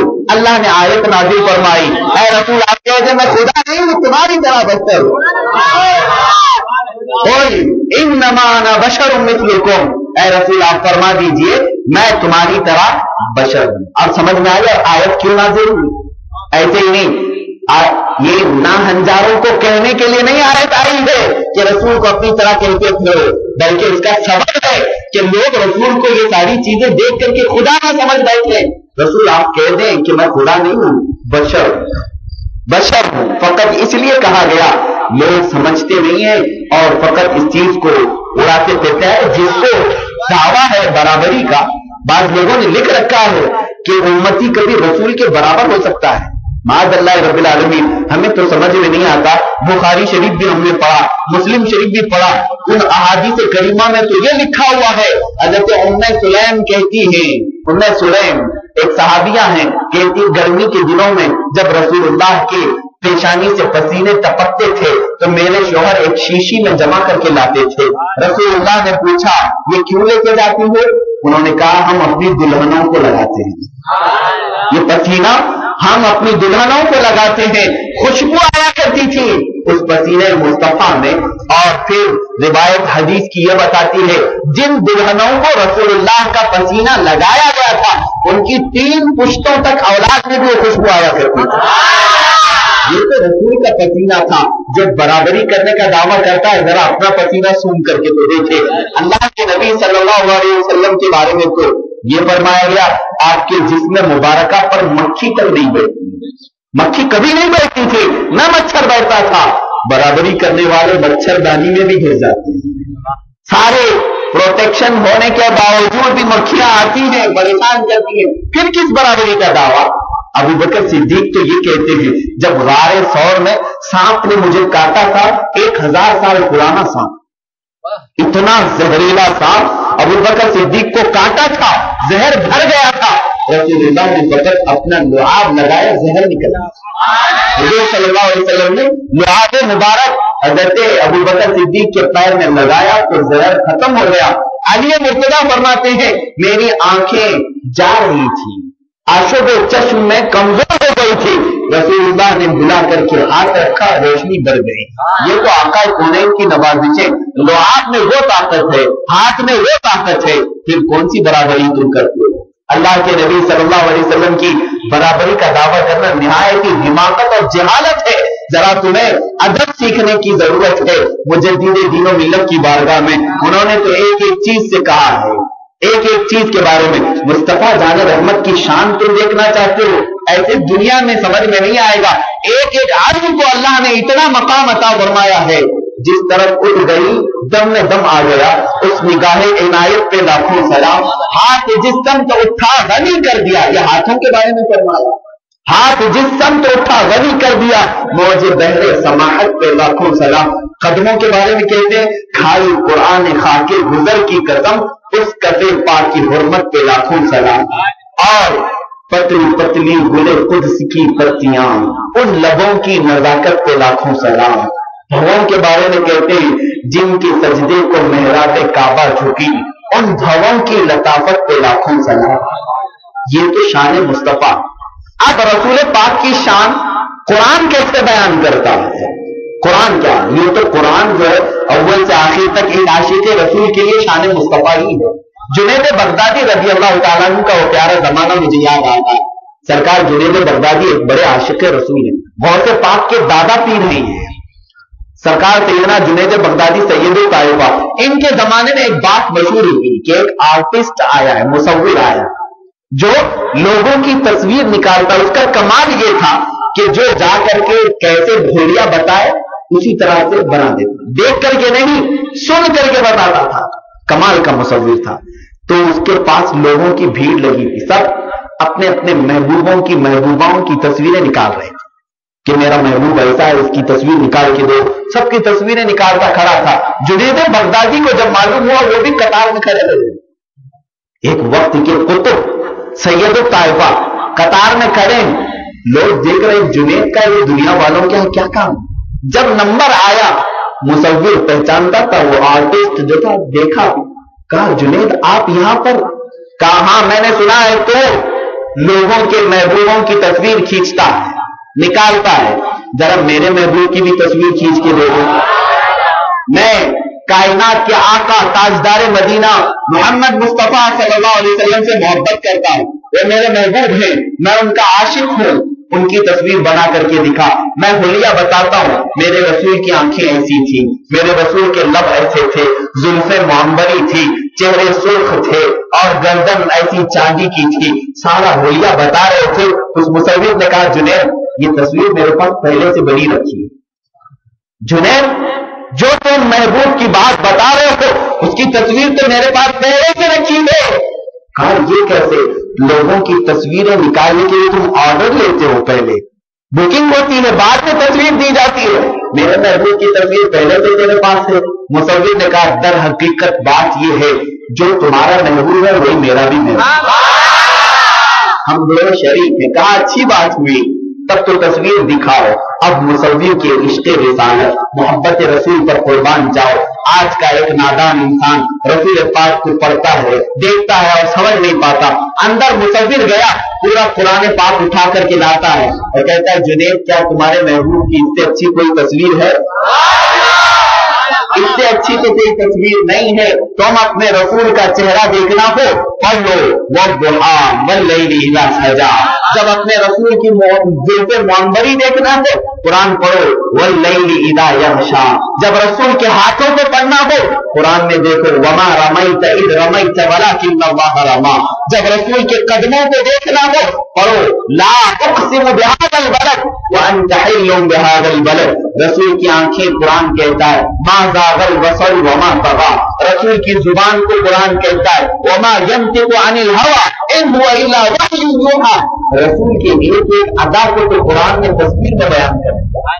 یہ ہے عشق رسالت، یہ ہے شان مصطفیٰ جو اولیاء کرام کی زبان سے سنو. یہ رات پوری میرے لیے بہت ناکافی ہے، میں معذرت طلب کرتا ہوں. اور آج مجھے ایک کافی لگاؤ ہے کہ آج میرے اسٹیج کا آخری دن ہے. میں رسول پاک صلی اللہ علیہ وسلم کی شان میں فقط تبرک کے لیے ایک اور قیمتی چیز آپ کو دینا چاہتا ہوں. ایک قیمتی چیز فقیر کے سرمایہ سے ایک قیمتی چیز شاید آپ یاد رکھیں یا کچھ لوگوں سے سن لیں تو برکت کی بات. اللہ کے نبی صلی اللہ علیہ وسلم نے فرمایا انا خیارکم من خیاری، یعنی میں تم میں سے جتنے اچھے لوگ ہو سکتے ہیں ان میں سے اچھوں میں پیدا کیا گیا ہوں. رسول پاک فرماتے ہیں میرا پورا نسب سب سے اچھے لوگوں میں آیا. دنیا میں جو سب سے اچھے تھے وہ میرے ماں باپ میں سے آئے ہیں ہر زمانے میں. اب رسول پاک کے متعلق بعض اس زمانے کے لوگوں نے تو یہاں تک کہہ دیا رسول کی ماں کافرہ تھی، رسول کے باپ مشرک تھے. معاذ اللہ، کس زبان سے کہتے ہیں؟ ارے جس رسول پاک صلی اللہ علیہ وسلم نے کعبے کو پاک کر دیا، فقط اپنی ایک عنایت سے 360 بتوں سے پاک کیا، تو جو رسول 9 مہینے جس ماں کے پیٹ میں کیا وہ اپنی ماں کو کافر اور مشرک چھوڑے گا؟ وہ رسول نے تو جس ماں کے پیٹ میں 9 مہینے گزارے اس کے بارے میں تم کہتے ہو یہ کافرہ ہے. معاذ اللہ، اس سعودی نامدار حکومتوں نے تو رسول پاک کی ماں کی قبر اجاڑنے کی بھی کوشش نہیں کی. معاذ اللہ رب العالمین. عشق ہو اور محبت ہو تو ہرگز کوئی بندہ ایسا نہیں کر سکتا. رسول پاک صلی اللہ علیہ وسلم نے اپنے والدین کے سلسلے میں کس قدر دعائیں فرمائی ہیں. حضور صلی اللہ تعالی علیہ وسلم جو دنیا میں سب سے بہتر تھے ان میں پیدا کیا. اب میں آپ کو بتاؤں، لوگ اگر اعتراض کرتے ہیں رسول پاک کے متعلق معلوم نہیں ہے، لیکن الحمدللہ فقیر کو رسول کائنات صلی اللہ علیہ وسلم سے لے کر کے آدم علیہ السلام تک کا پورا شجرہ بھی میں آپ کو چاہے سنا دوں۔ رسول پاک کہاں کہاں سے کس کس کے بطن سے دنیا میں تشریف لائے۔ 12 ربیع الاول شریف آنے والی، یہ تو رسول کا ظہور ہوا، کس کس کے بطن سے رسول آئے، کس کس کے پیٹ سے منتقل ہوئے، سننا چاہیں گے؟ غور سے سنیں، ایمان اور اپنے عقیدے کو تازگی دیتے ہوئے اللہ نے اپنے نور کو رسول حضرت آدم علیہ السلام کی پیشانی میں رکھا۔ یہ سمجھا آپ نے؟ سیدنا آدم علیہ السلام کی پیشانی میں وہ نور محمدی آیا، حضرت آدم علیہ السلام سے اب منتقل ہوتا ہوا زمانہ گزرتا جا رہا ہے۔ اب سنیں ان چیزوں کو اور گنتے جائیں۔ میں اپنے رسول کا ایک ادنا غلام محب ہونے کی حیثیت سے رسول کے ہر باپ، ہر دادا، ہر پردادا کا نام یاد رکھتا ہوں۔ رسول پاک صلی اللہ علیہ وسلم کا نور آدم علیہ السلام سے ہوتے ہوئے سیدنا شیث علیہ السلام میں آیا، سیدنا شیث سے یانش میں، یانش سے قینن میں، قینن سے محلیل میں، محلیل سے یرد میں، یرد سے ادریس علیہ السلام میں، ادریس علیہ السلام سے متوشلق میں، متوشلق سے سیدنا نوح علیہ السلام میں، سیدنا لامک میں، لامک سے نوح علیہ السلام میں، نوح علیہ السلام سے سام میں، سام سے ارفخشد میں، ارفخشد سے شالق میں، شالق سے عیبر میں، عیبر سے فالق میں، فالق سے راعو میں، راعو سے صاروخ میں، صاروخ سے ناحور میں، ناحور سے تارخ میں، تارخ سے سیدنا ابراہیم علیہ السلام میں آیا، سیدنا ابراہیم علیہ السلام سے سیدنا اسماعیل ذبیح اللہ علیہ السلام میں وہ نور آیا، سیدنا اسماعیل علیہ السلام سے نابت میں، نابت سے یشجب میں، یشجب سے یعرب میں، یعرب سے تیرح میں، تیرح سے مقوم میں، مقوم سے ناحور میں، ناحور سے مقوم میں، مقوم سے ادد میں، ادد سے عدنان میں، عدنان سے معد میں، معد سے نزار میں، نزار سے مدرکہ میں، الیاس میں، الیاس سے مدرکہ میں، مدرکہ سے خزیمہ میں، خزیمہ سے کنانہ میں، کنانہ سے نظر میں، نظر سے مالک میں، مالک سے شہر میں، شہر سے غالب میں، غالب سے لؤی میں، لؤی سے کعب میں، کعب سے مرہ میں، مرہ سے کلاب میں، کلاب سے قصی میں، قصی سے عبد المناف میں، عبد المناف سے سیدنا ہاشم میں، سیدنا ہاشم سے سیدنا عبد المطلب میں، سیدنا عبد المطلب سے سیدنا عبداللہ میں، سیدنا عبداللہ سے سیدہ کائنات آمنہ میں، سیدہ آمنہ الزہرا رضی اللہ تعالی عنہ کے بچے سے 12 ربیع الاول کو نور محمدی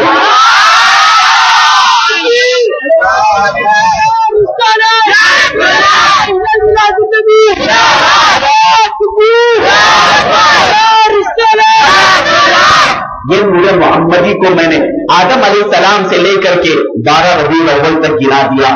اب کسی کو کوئی تکلیف تو نہیں ہے کہ رسول کہاں تھے کہاں نہیں تھے، میں نے جتنے نام سنائے وہ سب نام اللہ کے سجدہ کرنے والوں کے جتنے نام تھے سب کے سب پاک نام تھے۔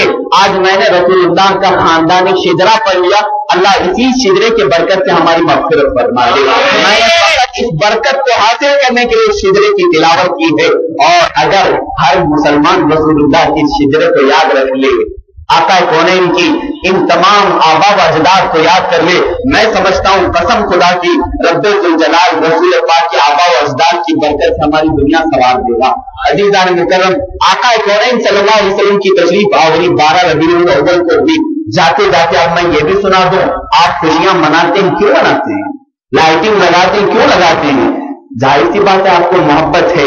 میں آپ کو بتاؤں، جو لوگ رسول پاک کی خوشیاں نہیں مناتے، قرآن ان سے کہتا ہے بفضل اللہ وبرحمتہ فبذلک فلیفرحوا، 11ویں پارے میں آیت ہے، رسول آپ کہہ دیں جب اللہ کا فضل آ گیا تو خوب خوشیاں مناؤ۔ اللہ کا فضل آ گیا یعنی رسول آ گئے، خوشیاں مناؤ، رب نے حکم دیا۔ اب میں آپ سے پوچھنا چاہتا ہوں، آپ اگر تھوڑی سی بھی، میں مہمان ہوں آپ کے شہر کا، آپ اگر اپنے گھر میں لے جائیں رات میں، اگر رات کے وقت آپ کے گھر میں داخل ہوں، جیسے ہی میں آؤں لائٹ بند کرنے لگیں گے تو میں بھاگوں، میرا آنا برا تو نہیں لگا؟ کوئی بزرگ آئے گھر میں لائٹ بند کر دے تو کیسا لگے گا؟ بزرگ چلے جائیں گے، بیٹھیں گے بھی نہیں۔ یہی چیز جب اللہ کا نبی دنیا میں آیا تو لائٹ بند کرتے تو آج اپنی گلیاں ویران کرتے ہیں، تاریخ رکھتے ہیں، ارے روشنی ہم اس لیے کرتے ہیں کہ ہمارے گھر مہمان آتا ہے تو ہم لائٹ لگاتے ہیں، جب پوری دنیا کے کائنات کا تاجدار آیا تو ہم کیوں نہیں؟ اور رسول پاک صلی اللہ علیہ وسلم مسلمانوں تمہارے درمیان موجود ہیں اور تمہاری ہر ادا کو دیکھ رہے ہیں، یہ عقیدہ رکھ کر کے عید میلاد مناؤ، ورنہ رسول چلے گئے ایسے میلاد کی ضرورت نہیں۔ ایک چیز میں آپ کو بتاؤں رسول کے ہونے کی دلیل، رسول ہیں یا نہیں اس کی دلیل میں آپ کو بتاؤں۔ اللہ کے نبی صلی اللہ علیہ وسلم کے سلسلے میں آپ کو ایک چیز مثال دوں، میری عادت ہے پریکٹیکلی طور پر میں زیادہ عرض کرنے کی کوشش کرتا ہوں۔ آپ کے ہاں شادی تو ہوتی ہے، شادی ہونے سے پہلے پنڈال وغیرہ اسٹیج لگایا جاتا ہے، ہوتا ہے یا نہیں ہوتا؟ کس کے لیے ہوتا ہے؟ دولہے کے لیے ہوتا ہے یا براتیوں کے لیے ہوتا ہے؟ دولہے کے لیے ہوتا ہے۔ دولہا آ رہا ہے، اسٹیج سجایا گیا ہے، کرسیاں لگائی گئی ہیں، سارے انتظار کر رہے ہیں، سب لوگ دیکھ رہے ہیں۔ دولہا آیا، نکاح خوانی بھی ہوئی، شادی کی ساری رسمیں ہوئی، دولہا چلا گیا، پنڈال رہے گا؟ کب تک رکھیں گے؟ ہال والے تو اٹھا کے پھینک دیں گے۔ شادی ہو گئی، ختم، جاؤ اپنے اپنے گھروں پر۔ وہاں پر اب نہ کرسی ہوگی، نہ قاضی ہوگا، نہ باراتی ہوں گے، نہ کوئی چیز باقی ہوگی، شام تک نہیں رہتا۔ دولہا چلا جائے تو کوئی چیز باقی نہیں رہتی، یہ تو دنیا کا ایک دستور ہے۔ اب میں تمہیں بتاؤں رسول کائنات فخر موجودہ محمد عربی صلی اللہ علیہ وسلم اس کائنات میں دولہا بنا کر کے بھیجے گئے۔ اللہ نے ان کو بھیجنا تھا، میں اسی لفاظی نہیں کر رہا، حدیث پاک کی زبان ہی بتا رہا ہوں۔ لولا کا لما خلقت الدنیا ولا فلاک ولا ارضی، اے رسول اگر آپ کو پیدا کرنا نہ ہوتا تو میں نہ آسمان کھڑا کرتا، نہ زمین بناتا اور نہ دنیا بناتا۔ یہ سب آپ کے آنے کے مقصد سے بنائے ہیں۔ اور نبیوں کو جو بھیجا گیا وہ باراتی تھے، انتظار کر رہے تھے، رسول آنے والا ہے، ہر ایک کو سنا رہے تھے، قصیدے نغمے سنا رہے تھے، فرشتے نغمے سنا رہے تھے، دولہا آنے والا ہے۔ اب وہ دولہا 12 ربیع الاول پہ آ گیا۔ میں یہ کہہ رہا ہوں درختوں کے لیے لہلہاتے پودے اللہ نے رسول کی آمد کے لیے سجائے، زمین کا فرش رسول کے لیے بچھایا گیا تھا، آسمان کی چھت رسول کے لیے بنائی گئی تھی، لہلہاتے ہوئے سمندر رسول کے آنے کے مقصد سے تھے، انسانوں کا قافلہ رسول کے آنے کے لیے بچھایا گیا تھا۔ اب میں ان سے پوچھنا چاہتا ہوں جو رسول کو مردہ کہتے ہیں، اب جب رسول چلا گیا تو یہ سب کیوں باقی؟ دنیا کا دستور تو یہ، دولہا جب چلا جاتا ہے تو اسٹیج اٹھا دیا جاتا ہے، ساری روشنیاں ختم ہوتی ہیں۔ جب رسول چلے گئے تو یہ درخت کیوں ہے، یہ زمین کیوں ہے، یہ آسمان کیوں ہے، یہ سمندر کیوں ہے، انسانوں کا قافلہ کیوں ہے، یہ ہر چیز باقی ہے۔ یہ دلالت کر رہی ہے کہ رسول ابھی بھی باقی ہے، رسول اپنے دولہے کی شان پر ابھی بھی باقی ہے۔ یہ چیزیں اگر ختم ہو جاتی، اٹھا دی جاتی، تب سمجھ میں آتا کہ دولہا چلا گیا ہے، دولہا ابھی ہم میں موجود ہے۔ قرآن کہتا ہے وَمَا كَانَ اللَّهُ لِيُعَذِّبَهُمْ وَأَنْتَ فِيهِمْ، اب اللہ تم پر ایسا عذاب نازل نہیں کرے گا، کس کے اوپر؟ ہمارے لیے کہہ رہا تم پر عذاب نازل نہیں کرے گا فقط اس لیے کہ میرا رسول تمہارے درمیان ہے، رسول تمہارے درمیان ہے۔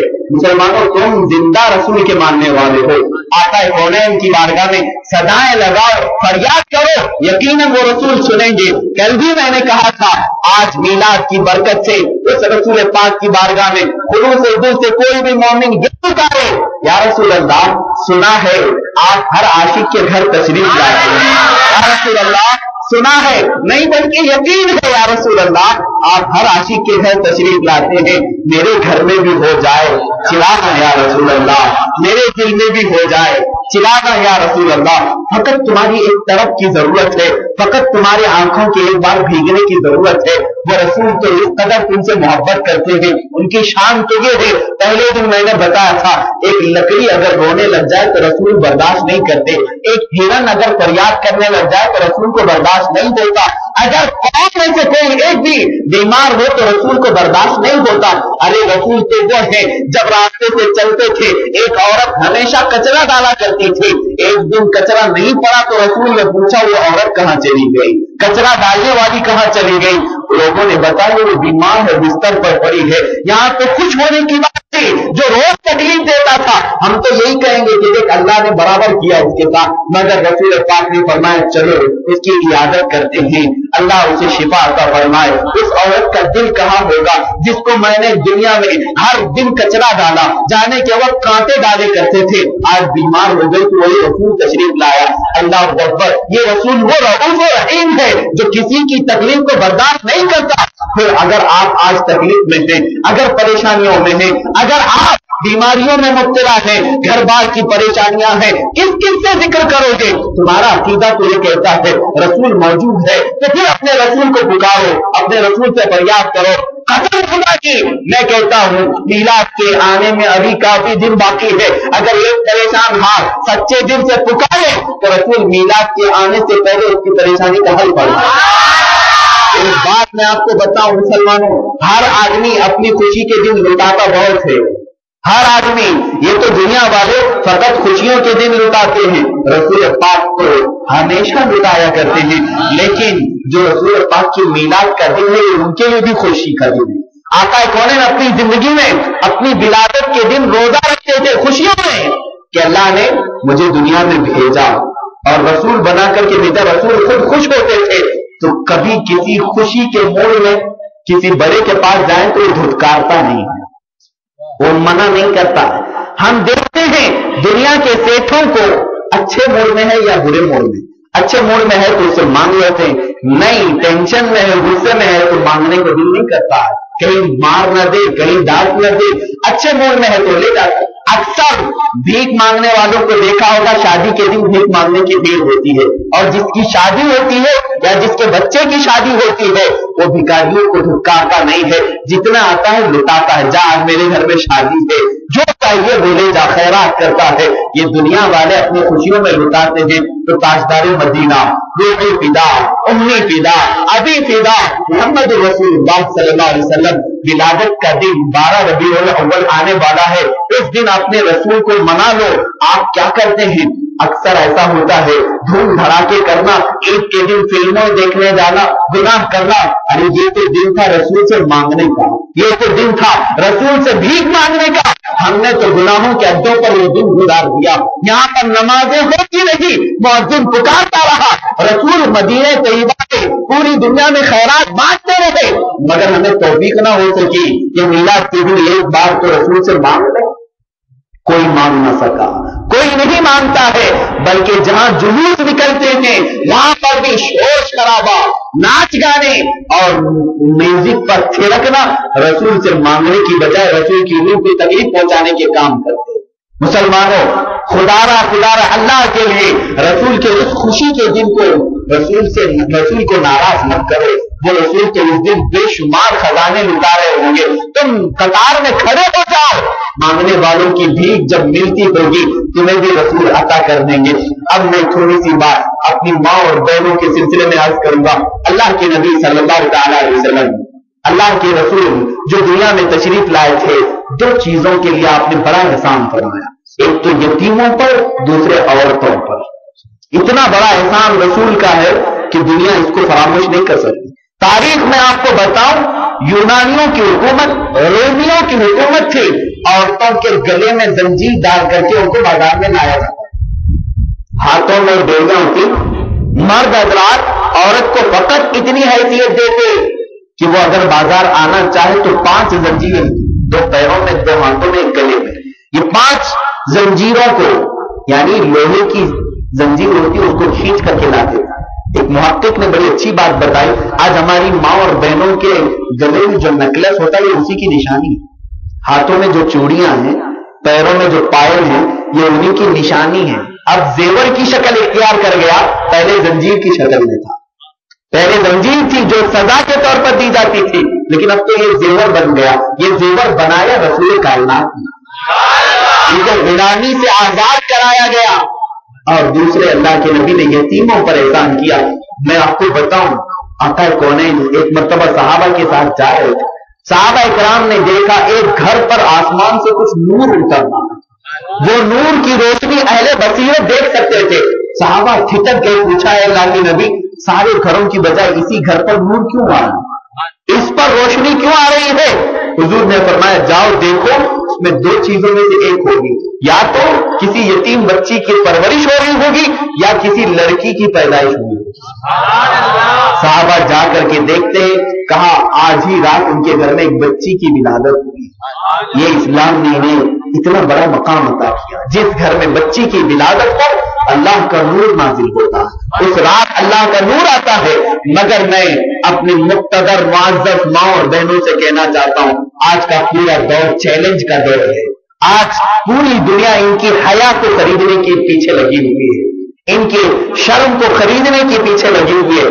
یاد رکھو اے اسلام کی معزز خواتین، اگر آپ کا زیور گم ہو جائے دوسری بار مل سکتا ہے. اگر آپ کے کپڑے جل جائیں کوئی بھی دے سکتا ہے. آپ کا گھر گر جائے بن سکتا ہے، لیکن ایک مرتبہ تمہاری عزت لٹ جائے زندگی بھر واپس نہیں آئی. زندگی بھر عزت واپس نہیں دی جا سکتی. آج ہم نے دیکھا بے شمار گھروں میں مسلمان گھروں کو روتے ہوئے جن کی بچیاں غیروں کے ساتھ بھاگ گئی، غیروں کے ساتھ رشتے داریاں کر لی، ان کا خاندان کتنا ہی اچھا ہو لیکن معاشرے میں سر اٹھانے کے لائق نہیں. فقط ایک لڑکی کے کام سے پورا خاندان بدنام ہو جاتا ہے. اس لیے عورت کو جتنی عزت دی گئی ہے اتنی ذمہ داری بھی دی گئی ہے.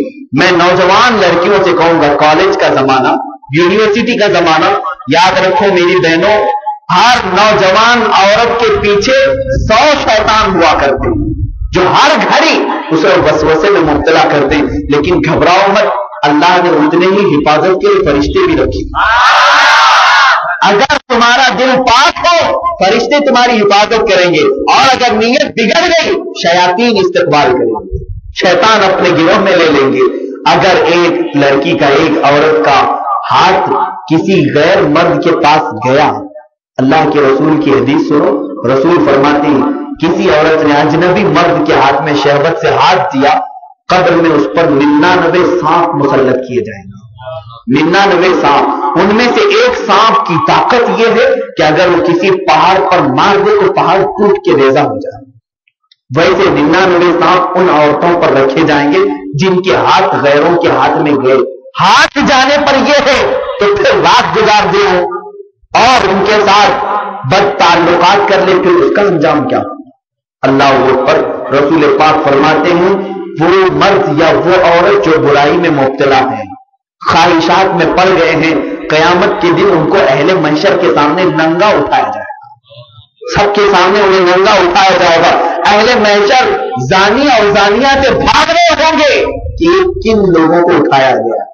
خبردار، آپ مسلمان، آپ کے لیے عزت سب سے بڑی چیز ہے.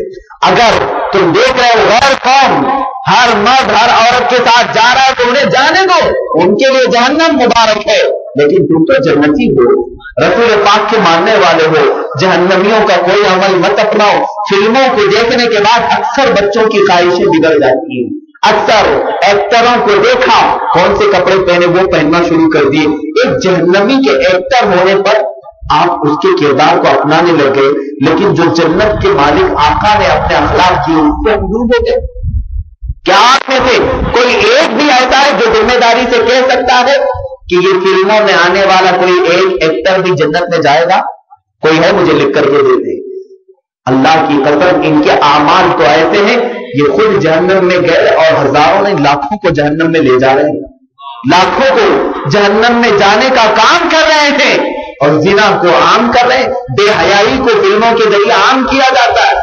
آپ ایسے لوگوں کے کردار پر عمل کر رہے ہیں. میں ان نوجوانوں سے گزارش کروں گا اور اپنی پاک عورتوں سے کہ تمہاری زندگی بہت شارٹ ہے، بہت مختصر سی زندگی ہے. اتنی زندگی دی گئی ہے کہ تم گن کر کے گزارنا چاہو تو گزر نہیں جائے. بہت تھوڑی سی زندگی دی گئی ہے. اس تھوڑی سی زندگی میں آخرت کا عذاب مت مانو. آپ کو پتا ہے ایک فکر کی بات، آخری دن ہے، میں تھوڑا سا ٹائم لے رہا ہوں، معافی چاہتا ہوں. میں آپ سے معافی کا خواستگار ہوں. یہ رات آپ کی آرام کرنے کی ہے. یہ میرے لیے آخری اسٹیج ہے، میں عرض کر کے چلا جاؤں. آپ نے دیکھا اپنے گھروں میں بچوں کے کان میں اذان دیتے ہیں. ہر بچے کے کان میں اذان دیا جاتا ہے اور ہم تو اذان سن کر کے ہی آئے ہیں الحمدللہ. وہ اسی لیے دیا جاتا ہے کہ تمہاری زندگی نیکی سے شروع ہو، کہ تمہاری زندگی اللہ اکبر سے شروع ہوئی ہے. اب مجھے بتاؤ، مرد حضرات تو جنازے دیکھے ہوں گے، جنازے اٹھائے بھی ہوں گے، جنازے کی نمازیں پڑھی بھی ہوں گی. عرب میں ہمیشہ لکھا جاتا ہے, پڑھ کر کے دل مچلنے لگتا ہے, ایک خوف طاری ہو جاتا ہے. جنازہ رکھا جاتا ہے, امام کھڑا ہوتا ہے. کیا آج تک آپ نے دیکھا نماز جنازہ کی اذان ہوتی ہے؟ نماز جنازہ سے پہلے اقامت بولی جاتی ہے؟ نہیں بولی جاتی. امام کھڑا ہوتا ہے, ڈائریکٹ تکبیر باندھتا ہے. کیوں؟ اس لیے کہ پیدا جب ہوئے تھے تب اذان اور اقامت ہو گئی, اب جماعت کھڑے ہونے کا وقت ہے. تمہیں یہ بتایا جاتا ہے کہ اذان اور جماعت کے درمیان جتنا وقت ہے اتنا تمہاری زندگی کا وقت ہے. بس اتنا سا وقت ہے, اور اتنے مختصر سے وقت میں تم گناہوں کو کما کر کے جہنم اپنے نام مت لکھو. عورتوں کے لیے خاص طور پر اگر صبر کر گئی, اللہ ان کی قسمت میں نیک اولاد رکھے گا. سیدہ کائنات, مخدومہ کائنات فاطمہ الزہرا رضی اللہ تعالیٰ عنہ, ان کی سیرت کو تو دیکھو. اللہ اکبر. اور بہت ساری عورتیں اپنے آپ کو کنیزان فاطمہ کہتی تو ہیں, مگر عمل کچھ نہیں ہے, عمل نہیں ہے. نام آپ کہتی ہیں یہ فاطمہ تو وہ ہے جن کا ایک بال تک کسی اجنبی نے نہیں دیکھا. آخر وقت میں ان کی وصیت تو ذرا پڑھ کے دیکھو. فاطمہ اپنے شوہر علی مرتضیٰ کو بلا کر کے کہتی ہے, علی میرے آخری وقت آ چکا ہے, میں اپنی موت کو بہت قریب دیکھ رہی ہوں, میں آپ سے ایک وصیت کرنا چاہتی ہوں. کہا علی نے, فرماؤ فاطمہ کیا وصیت ہے؟ کہا ہے میرے سرتاج, میری وفات ہو جائے, میرے گھر والے مجھے غسل دیں, اور پھر میرا جنازہ رات کے اندھیرے میں اٹھایا جائے. اس لیے کہ زندگی بھر کسی اجنبی نے مجھے نہیں دیکھا, تو میں نہیں چاہتی کہ میرا جنازہ بھی کوئی دیکھ سکے. آپ کی وہ وصیت تھی فاطمہ الزہرا کی. علی مرتضیٰ نے عمل بھی کیا. اتنے بڑے بڑے صحابہ تھے, کسی صحابی نے بھی فاطمہ کی ذات کے روح کی بات جنازہ تک نہیں دیکھ سکی, جنازہ بھی نہیں دیکھا گیا. یہ پردے کا عالم تھا, یہ حجاب کا عالم تھا. کہاں ہماری خواتین, کہاں وہ رسول پاک کی پاک بیٹی. اگر سیرت آپ کنیزان فاطمہ کہتی ہیں تو یقیناً فاطمہ کا فیضان تم پر ضرور برتے گا, لیکن عمل کی ضرورت ہے. آج میرا یہی خلاصہ تھا, میرا یہی درس تھا. فاطمہ کا درد عورتوں میں آ جائے, محمد مصطفیٰ صلی اللہ علیہ وسلم کا درد مردوں میں آ جائے, تو پھر معاشرے کا کیا کہنا. یہ معاشرہ پورا بدل جائے گا. اور پھر آپ دیکھیں گے اہل ادھونی آج اگر تاریکی میں ہے تو کل انشاءاللہ اہل نور میں آپ کا شمار ہو جائے گا. رسول اللہ کی میلاد کو مناتے ہیں, آقا کی باتیں تو کہتے ہیں, اب عمل اگر آقا کا ہو جائے, اب زندگی اگر آقا کی ہو جائے, تو یقیناً تمہاری زندگی ادھونی نہیں مدینہ بن جائے گی. تاجدار مدینہ کی گلیوں کی خوشبو آنے لگے گی. اللہ کے نبی صلی اللہ علیہ وسلم کی وہ پاک ذات جن کی شان بیان کرنا ہم جیسے کم فہم اور نا علموں کا کام نہیں ہے. پھر میں اسی مجدد کی زبان کہتے ہوئے اپنی بات کو ختم کرتا ہوں. وہ رسول جن کی شان میں کہا گیا اللہ کی سرتا و قدم شان ہے, یہ انسان نہیں انسان, وہ انسان ہے یہ. قرآن تو ایمان بتاتا ہے انہیں, ایمان یہ کہتا ہے میری جان ہے یہ. 12 ربیع الاول شریف کے بارے میں اتنا کہوں گا, نثار تیری چہل پہل پر ہزاروں عیدیں ربیع الاول. اے ربیع الاول تجھ جیسی کوئی عید آئی ہی نہیں. ساری عیدیں جو کچھ ہمیں ملی ہے 12 ربیع الاول کے صدقے میں ملی ہے. اگر رسول نہ آتے تو نہ ہمیں عید الفطر معلوم تھی, نہ عید الاضحیٰ معلوم تھی, نہ ہمیں محرم معلوم تھا, نہ رجب معلوم تھا. جو کچھ عیدیں ہمیں ملی ہیں عید ربیع الاول کے صدقے میں ملی ہیں. نثار